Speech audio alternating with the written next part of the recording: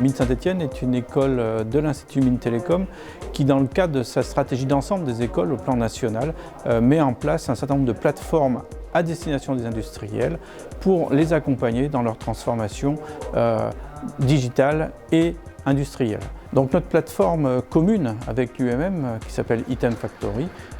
a plusieurs fonctions. Tout d'abord, une fonction sensibilisation de l'entreprise pour qu'elle puisse voir tout ce qui se fait dans le cadre de l'industrie du futur. Derrière cela, à partir d'une phase de diagnostic qui pourrait être réalisée dans l'entreprise, il pourrait être conduite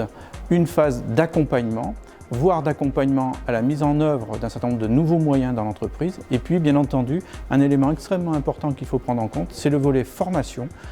des salariés, de façon à pouvoir bien déployer toute cette nouvelle technologie au sein de l'entreprise. La réalité augmentée et la réalité virtuelle sont des outils numériques qui permettent de répondre à des besoins de flexibilité de l'entreprise et permettent de mettre en place des solutions facilitant d'une part la formation, mais aussi la conception et les opérations à faire sur un produit. La réalité virtuelle est souvent connue pour des applications de loisirs, des jeux vidéo, mais ici, ce qu'on présente, c'est plutôt ce qui émerge dans l'industrie. Donc que ce soit la conception, mais surtout l'utilisation pour les formations. Sous prétexte de représenter une PME, on va dire générique, avec de l'assemblage, de la fabrication, du conditionnement, du BE,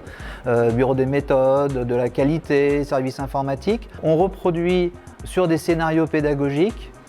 le passage de l'ancienne génération, on va dire, d'un atelier à l'intégration de la réalité virtuelle, de la réalité augmentée, des tableaux de bord numériques, de la cobotique, de la transitique intelligente, tout ce que peut amener ces différentes solutions dans une nouvelle organisation. Ce que l'on cherche à obtenir, c'est une meilleure efficience de l'organisation, une meilleure réactivité pour travailler sur un système reconfigurable et flexible.